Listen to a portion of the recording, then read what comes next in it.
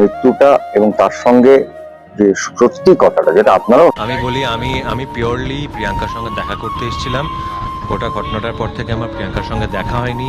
যেদিনকে আমি রাহুলের বাড়িতে গেছিলাম সেদিনকে এত ভিড় ছিল, আমি শুধুমাত্র রাহুলের পাশে দাঁড়াতে পেরেছিলাম, ওই গাড়িটির পাশে। প্রিয়াঙ্কার সঙ্গে দেখা হয়নি।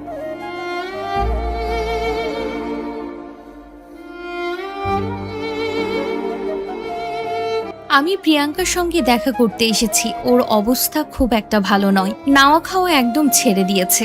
রাহুলের মৃত্যুতে ওর চোখে এক ফোঁটা জলও দেখা যায়নি, এখন শুধুই কেঁদে চলেছে। এতদিন ধরে না খেয়ে থাকলে কিভাবে বাঁচবে প্রিয়াঙ্কা? হ্যাঁ ভিউয়ার্স, এবার জানা গেল প্রিয়াঙ্কার অবস্থা খুবই খারাপ। স্বামী রাহুলকে হারিয়ে নাওয়া খাওয়া ছেড়ে দিয়েছে, হাসপাতালে ভর্তি করবে বলেও জানা যাচ্ছে। তাকে দেখতে ছুটে যাচ্ছেন টলিউডের বড় বড় তারকারা। তুমি ছাড়া আজ একাই বিচ্ছেদের 6 বছর পর এক হয়েছিলেন রাহুল প্রিয়াঙ্কা। শুধুমাত্র ছেলের কথা চিন্তা করে একসাথে থাকা শুরু করেছিলেন নতুন করে, কিন্তু নিয়তির কি পরিহাস! নিয়তি তাদেরকে আবার আলাদা করে দিল। অল্প বয়সে বিধবা হয়ে গেলেন প্রিয়াঙ্কা।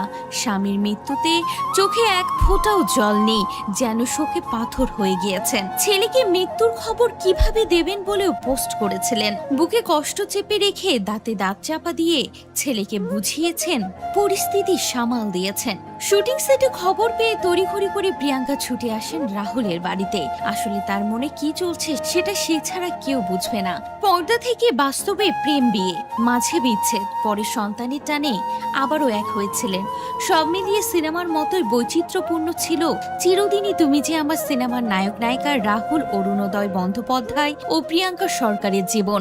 অভিনেতার মৃত্যুতে ফের আলোচনায় এই জুটি। রাহুল প্রিয়াঙ্কা দুজনেরই প্রথম সিনেমা ছিল চিরদিনই তুমি যে আমার। 2008 সালে মুক্তি পায় ছবিটি। তুমুল ব্যবসা করে। পাগল প্রেমিক কৃষ্ণের চরিত্রে রাহুল যেন সবটা ঢেলে দিয়েছিলেন। পর্দায় কৃষ্ণ পল্লবীর প্রেম দেখে কলকাতার দর্শক ফের টলিপাড়ার সিনেমায় বুঁদ হন।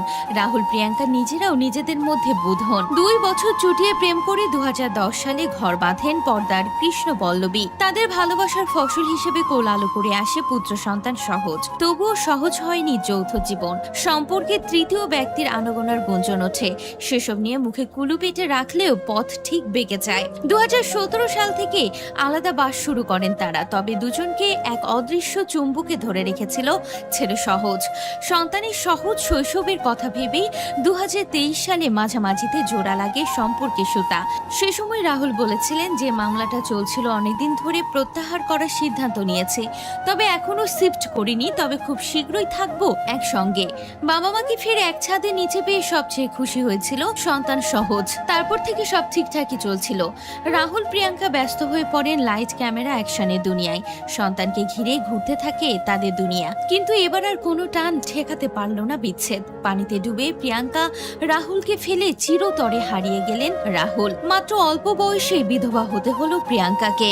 তো অভিযোগ করা হবে এটাই জানা যাচ্ছে, এবং এখনো পর্যন্ত সেই অভিযোগ জানানোর প্রক্রিয়া শুরু হয়েছে। আমি রিজেন্টবার্গ থানাটা একবার আমাদের ক্যামেরা পার্সন ভগবান শাহকে দেখাতে বলবো।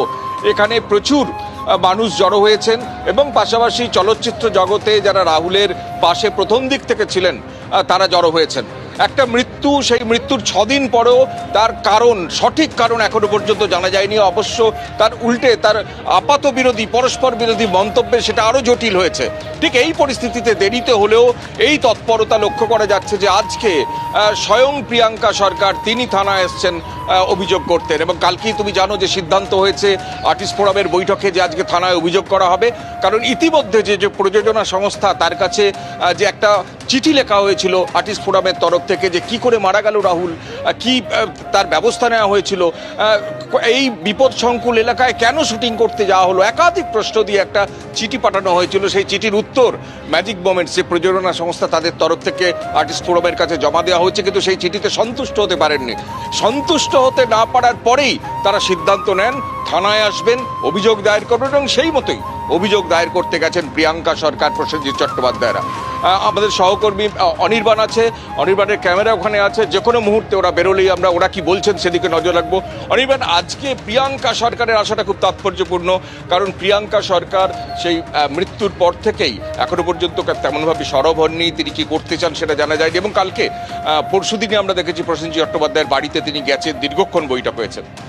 একদমই, প্রসেনজিৎ চট্টোপাধ্যায়ের বাড়িতে বৈঠক হয়েছিল। দেখো, বিষয়টা হচ্ছে যে গত কয়েকদিন ধরেই কিন্তু প্রিয়াঙ্কা সরকারের সঙ্গে আর্টিস্ট ফোরাম তারা যোগাযোগ রেখে চলছিল এবং তারা কিন্তু একটা সময় নিয়েছে। আজ প্রসেনজিৎ চট্টোপাধ্যায় গতকাল রাত্রেও তিনি বলেছিলেন যে প্রথম কথা রাহুল অরুণোদয় বন্দ্যোপাধ্যায়ের মৃত্যু, সেই মৃত্যুর পর তাদের এই শোক কাটিয়ে উঠতে, গোটা পরিস্থিতিকে মোকাবিলা করবার জন্য যে শোক, সেই পরিস্থিতি কাটিয়ে উঠতে তাদের 2 থেকে 3 দিন সময় লেগেছে। এর পাশাপাশি তারা আইনজীবীদের সঙ্গে কথা বলেছে। তারা যেটা প্রথম করেছে যে 1 এপ্রিল তারা কিন্তু ম্যাজিক মোমেন্ট যে প্রয়োজনীয় সংস্থা তাদেরকে একটি আইনি চিঠি পাঠিয়েছিল এবং সেই আইনি চিঠি পাঠিয়ে সেখানে বেশ কিছু প্রশ্নের উত্তর তারা চেয়েছিল, যে প্রশ্নের উত্তরে কিন্তু তারা সন্তুষ্ট হয়নি এবং গতকাল রাত্রেবেলাতেই কিন্তু প্রসেনজিৎ চট্টোপাধ্যায় জানিয়ে দিয়েছিল যে তারা কিন্তু পুলিশ কমপ্লেন করবে। কিন্তু আজকে যে প্রিয়াঙ্কা সরকারের উপস্থিতি, মূলত বলা যায় যে আজকে আর্টিস্ট ফোরামের যে কমপ্লেন, সেই কমপ্লেনটা কিন্তু চূড়ান্ত কমপ্লেন হতে চলেছে, কারণ প্রিয়াঙ্কা সরকার নিজে উপস্থিত রয়েছে এবং আমাদের কাছে যতটুকুনি এখনো পর্যন্ত খবর, প্রিয়াঙ্কা সরকার নিজে কিন্তু এই যে অভিযোগ, সেই অভিযোগপত্রে সাইন করেছেন। অর্থাৎ এটাই কিন্তু মূল অভিযোগপত্র হতে চলেছে আজকে, যেটা আর্টিস্ট ফোরামের তরফে এখানে দাখিল করা হচ্ছে। এখন দেখার যে এই যে তদন্ত, বারবারই আর্টিস্ট ফোরামের তরফে বলা হচ্ছে যে এই যে তদন্ত, সেই তদন্ত কীভাবে হলো। কারণ তুমি যদি খেয়াল করো কৃষ্ণেন্দুদা, তাহলে তুমি দেখবে যে বেশ কিছু অসঙ্গতি কিন্তু প্রথম দিন থেকে ছিল। তার কারণ কখনো ফ্লোর ইপি তিনি একরকম বক্তব্য দিয়েছেন, কখনো ম্যানেজার, প্রোডাকশন ম্যানেজার তিনি একরকম বক্তব্য দিয়েছেন, কখনো যিনি পরিচালক ছিলেন তিনি একরকম বক্তব্য দিয়েছেন এবং সর্বোপরি লীনা গঙ্গোপাধ্যায় যে বক্তব্য, সব কিছুর মধ্যে অসঙ্গতি রয়েছে। এমনকি বলা হয়েছিল যে যে ঘটনাটা ঘটেছে সেটা প্যাক আপ হয়ে যাওয়ার পর, কিন্তু পরবর্তী সময়ে জানা যাচ্ছে যে সেটা হয়েছিল শুটিং চলাকালীন, এমনকি শুটিংয়ের ক্যামেরায় ধরা ছিল এই দুর্ঘটনার ছবি। এখন এই যে গাফিলতির বিষয়টা, সেই গাফিলতির বিষয়টা বরাবরই একটা ধোঁয়াশা ছিল, সেই ধোঁয়াশা কাটানোর জন্যই এবং সুস্পষ্ট নিরপেক্ষ তদন্তের জন্যই কিন্তু আজকে অভিযোগ দায়ের করা হচ্ছে। একদমই তাই।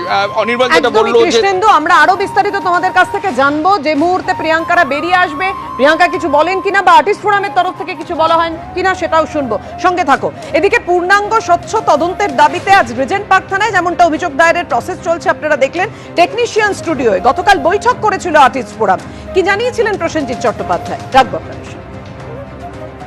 রাহুলের চলে যাওয়াটা তো খুব স্বাভাবিক নয় এবং এমনভাবে একটা দুর্ঘটনা ঘটেছে। আমরা প্রথম তো 2 দিন সময় লেগেছে, নানান রকম প্রশ্ন করেছেন অনেকে এবং আজকে দাঁড়িয়ে যেটা আমরা বললাম সেটা একটা করতে, সেটাকে পুরোটা প্ল্যান করতে, সেটাকে জায়গায় আনতে, আইন একটা এমনই জিনিস, তার নানান দিকে অনেকগুলো বাধা আছে, সেরকম মানুষদের সঙ্গে বসা এবং আমরা এটাই করেছিলাম যেটা আর্টিস্ট ফোরাম সবসময় করে থাকেন, যে একটি চিঠি, সেটা অবশ্যই আমরা পাঠিয়েছিলাম 1 এপ্রিল এবং আমরা আশা করেছিলাম যে একটা মোটামুটি উত্তর পাবো, যেটা একটু স্যাটিসফ্যাক্টরি। সেই উত্তরটা পাইনি, যে কারণে যেটা শান্তি বললেন একটু আগে, কালকে আমরা একটা এফআইআর ফাইল করব। যে চলে গেছেন তাকে ফেরানো যাবে না। আমরা প্রচুর সময় নিয়েছি, এটা নিয়ে অনেকের প্রশ্ন আছে, কিন্তু কিছু কিছু জিনিস থাকে বিশেষ করে যেখানে আইন জড়িয়ে যায়। আর একটা এটাও বুঝতে হবে যে আমরাও তো আঘাত পেয়েছি, আমাদের সেই আঘাত, আমাদের সেই কষ্টটাও কাটাতে 2 থেকে 3 দিন লেগেছে, বুঝতে যে রাহুল আমাদের মধ্যে নেই। কিন্তু আমরা চেষ্টা করব যে আসল ঘটনাটা জানতে। প্রত্যেকেই জানতে চাইছে আসল ঘটনাটা কি ঘটেছিল। একাধিক প্রশ্ন দেখুন তৈরি হয়েছিল সেই সময় থেকে, অর্থাৎ তালসারিতে শুটিং এবং তারপর দুর্ঘটনা ঘটে যাওয়া। আমি